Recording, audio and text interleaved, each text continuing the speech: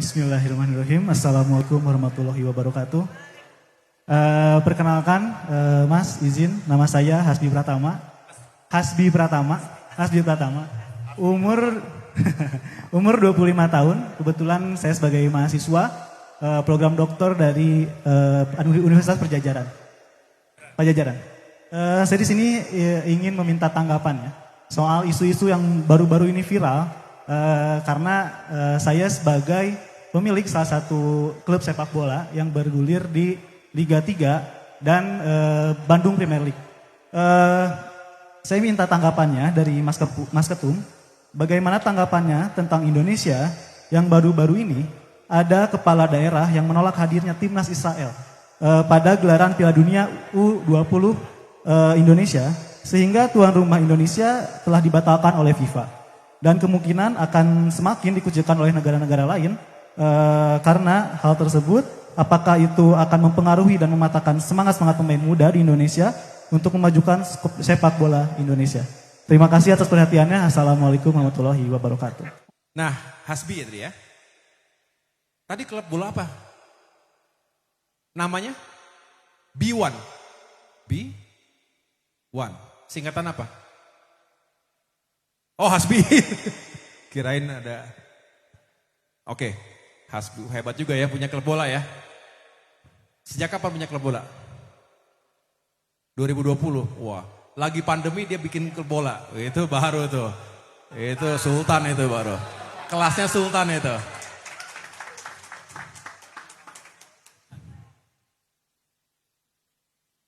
Ya. Mari kita sama-sama menyimak isu ini. Ini isu yang lagi viral, betul ya? Saya pengen tanya sebelumnya, apakah di antara kita kecewa, juga marah, akhirnya Indonesia dicoret oleh FIFA dan tidak boleh lagi menjadi tuan rumah Piala Dunia U20. Saya ulangi pertanyaannya, kecewa atau tidak? Sangat kecewa. Kenapa? Sebelum saya jawab, saya pengen tahu kenapa kecewanya.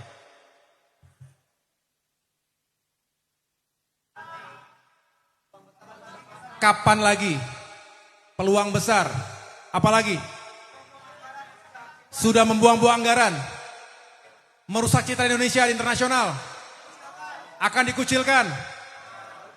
Lah ini jawabannya udah semua nih. Begini, ini isu yang bukan enteng-enteng saja. Ini isu yang juga fundamental. Tapi mudah-mudahan saya tidak salah kutip. Maksudnya tidak ada yang salah kutip. Ya. Dengan demikian saya mohon kalau ada teman-teman wartawan tolong saya dikutip secara utuh. Karena isu ini bisa sangat mudah swing ke sana, ditwist ke sana, ditwist ke sini. Karena ada sensitivitasnya. Tapi yang pertama, ini respon saya. Saya sangat menyesalkan, sangat menyayangkan ini terjadi. Harusnya tidak seperti ini. Saat ini kita malu di dunia internasional. Karena ketidakmampuan kita untuk menyelesaikan situasi internal dalam negeri sendiri. Dan situasi itu sifatnya sangat politis. Saya nggak yakin statement yang dilontarkan oleh tokoh A, tokoh B, figur A, figur B itu benar-benar untuk Indonesia kita. Bukan, tetapi lebih sifatnya politis. Tentu kita sangat menyesalkan dan menyayangkan itu terjadi. Dan kita patut bertanya kepada pemerintah sekarang. Kenapa ini bisa terjadi? Harusnya ini kan bisa diprediksi dan bisa dikomunikasikan. Ada ruang untuk mengkomunikasikan ini semua. Masa tidak sama? Presiden tidak sama dengan gubernurnya. Pemerintah pusat tidak sama dengan pemerintah daerahnya. Menteri tidak sama dengan jajaran di bawahnya.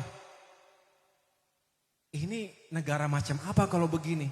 Dan kita lagi-lagi mempertaruhkan nama baik dan reputasi kita di dunia internasional.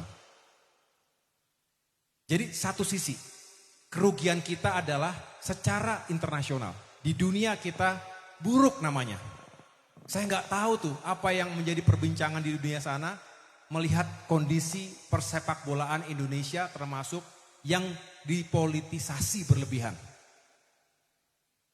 Kalau berbicara, ini isu yang lain sebetulnya. Sampai dengan hari ini jelas posisi kita, misalnya kita ingin turut memperjuangkan kemerdekaan Palestina. Yes, itu ada dalam undang-undang dasar kita. Saya ulangi, itu ada dalam semangat konstitusi kita. Masalah kemerdekaan berbangsa. Tetapi jangan campur adukan. Forumnya tidak sama. Kita punya banyak forum lainnya untuk memperjuangkan kemerdekaan Palestina. Betul? Ada namanya PBB. Bukan partai itu, tapi Perserikatan Bangsa-Bangsa. United Nations. Itu setiap tahun menggelar namanya General Assembly, GA.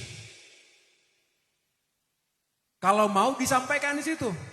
Kalau kita ingin memperjuangkan isu-isu dunia termasuk Palestina misalnya. Tapi kita tahu sudah berapa kali GA? 8 kali.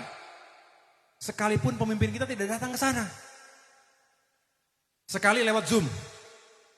Pas pandemi. Selebihnya ya tidak datang.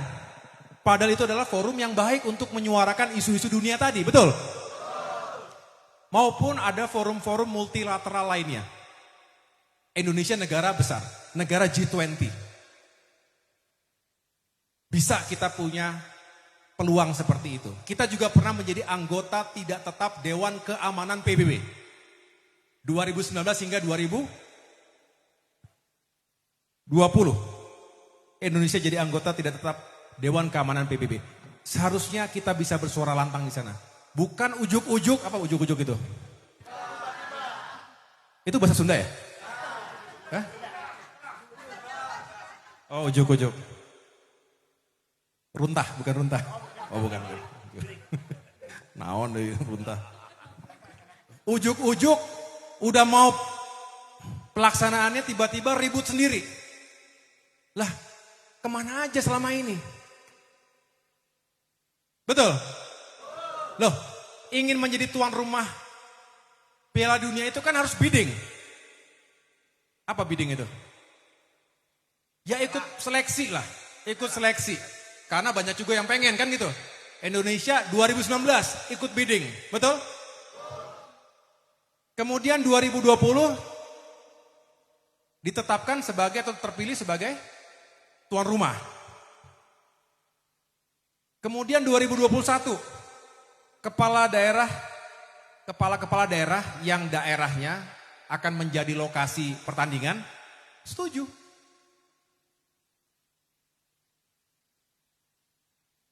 Nah, Juli 2022 ternyata Israel lolos kualifikasi. Tapi artinya ini semua kan bisa diprediksi. Kalaupun ada pertentangan di sana sini, ya. Lalu pelaksanaannya 2023.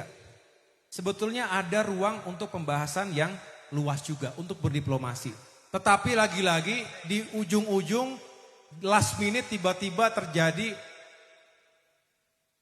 seperti masing-masing punya suaranya. Tidak bisa didisiplinkan. Padahal pemerintahannya harusnya bisa dong dari atas sampai ini kan membawa nama negara nih. Begitu ya? Nah sekarang akhirnya kita menerima kerugian yang kedua. Tadi yang pertama reputasi kita rusak. Yang kedua bagaimana sebetulnya Indonesia itu sangat berharap atlet-atlet kita. Betul? Supporter kita semua ini. Siapa yang di sini suka nonton bola? Di dunia ternyata berdasarkan survei jumlah penggemar bola di dunia paling besar itu orang Indonesia. Nah, betapa saya akhirnya bisa memahami, kita semua bisa memahami betapa kecewa dan marahnya masyarakat kita, terutama banyak generasi muda di situ. Betul ya? Karena akhirnya Indonesia tidak bisa menjadi tuan rumah sekaligus tidak bisa menjadi peserta. Kapan lagi itu bisa terjadi? Bisa terjadi lagi nggak kita? Ya bisa sih, tapi ya ini di depan mata ini. Ini barang tinggal, udah depan mata barang ini. Betul ya? Apa boleh buat? Nasi sudah menjadi? Kalau bubur di Cisangkuy enak bubur. Bubur begini nggak enak. Ya, jadi menurut saya rugi lagi kita yang kedua ini. Rugi telah mempersiapkan dan betapa kecewanya atlet-atlet kita. Jangankan atletnya, keluarganya, kita semua sebagai supporter dan sebagai penggemar sepak bola nasional juga pasti tidak terima begitu saja. Ya. Ada lagi rugi ketiga, tahu ruginya apa? Lah, ini kan semua udah diperbaiki nih, udah disiapkan. Itu uang siapa? Uang negara, uang siapa itu? Uang rakyat, dari mana? Yang bayar siapa? Tadi pajak buat apa? Rubicon.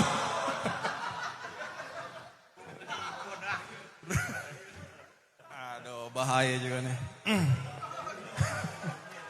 Itu langsung. Ya tepuk tangan kita semuanya.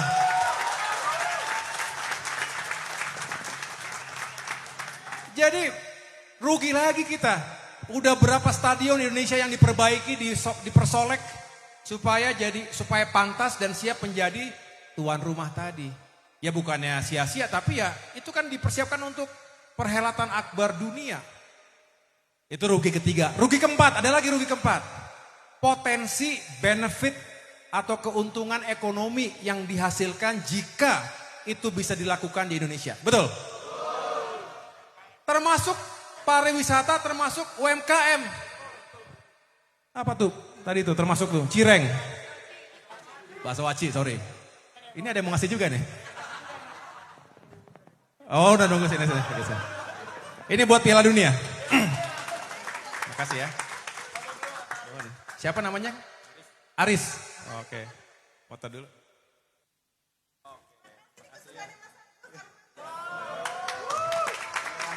Ini kesukaan saya juga nih.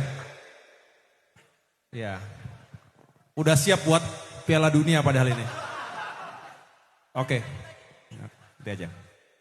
Ya, jadi sampai mana tadi kita? Bayangkan kalau kira-kira ada berapa negara yang akan datang? Berapa timnas yang akan datang?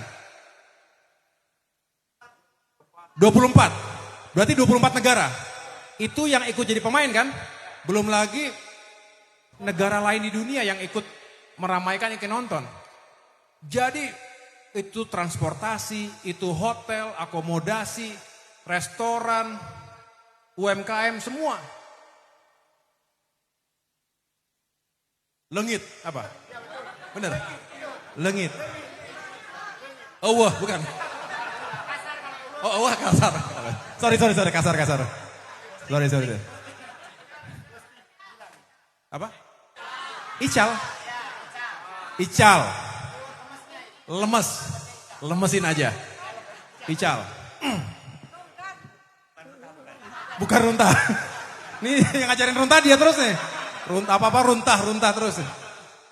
Bayangin, berapa kerugiannya? Memang belum terjadi, tapi kerugian yang potensi akan masuk itu kan juga kerugian buat kita. Itu lapangan pekerjaan, itu penghasilan, itu devisa, itu macam-macam semuanya akan masuk ke kas negara juga. Ya jadi banyak sekali kerugiannya. Tetapi lagi-lagi tolong kita jangan disalahartikan kemudian dikait-kaitkan dengan urusan yang satunya lagi. Saya katakan itu tetap kita perjuangkan, tetapi yang jelas akibat dibatalkannya ini seperti kita akan diisolasi oleh dunia, disangsi oleh dunia. Betul ya? Jadi gimana anak-anak muda? Ke depan gimana kita? Perlu perubahan gak? Perlu perbaikan gak? Supaya apa tadi? Ya Indonesia lebih baik lagi termasuk sepak bolanya. Jadi jangan dijadikan PSSI untuk politik. Betul?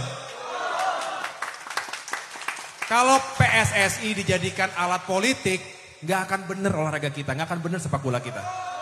Betul. Ya nggak hanya sepak bola, semua olahraga. Padahal kita, ada yang tahu nggak? Sekarang pertanyaan saya gini. Tahu Ronaldo? Dari negara mana? Sekarang saya tanya, ada yang tahu presiden Portugal siapa? Nggak ada kan? Jadi negara itu bisa terkenal gara-gara olahraganya. Lionel Messi. Messi tahu Messi? Negara mana? Siapa Menteri Pertahanan Argentina? Nggak ada yang tahu, saya juga nggak tahu. Ngapain juga harus tahu? Betul ya? Gara-gara olahraganya, gara-gara sepak bolanya. Waduh, emang kacau kita ini. Di depan mata, udah depan mata ini, tiba-tiba nggak jadi. Kecewa semua, kecewa deh kita semuanya. Hah? Jadi ini ketidakmampuan pemerintah kita meyakinkan agar kita ini benar-benar siap dan menjadi tuan rumah. Akhirnya diungkit lagi Kanjuruhan gimana. Belum beres memang. Keadilan belum terjadi, betul? Jadi banyak sekali masalahnya, jadi saya berharap kita semua bermohonlah kepada mereka yang mengurusi itu semua, pemerintah kita, pemimpin kita. Ya benar-benar menata ini dengan baik, pakai hati, juga pakai pikiran.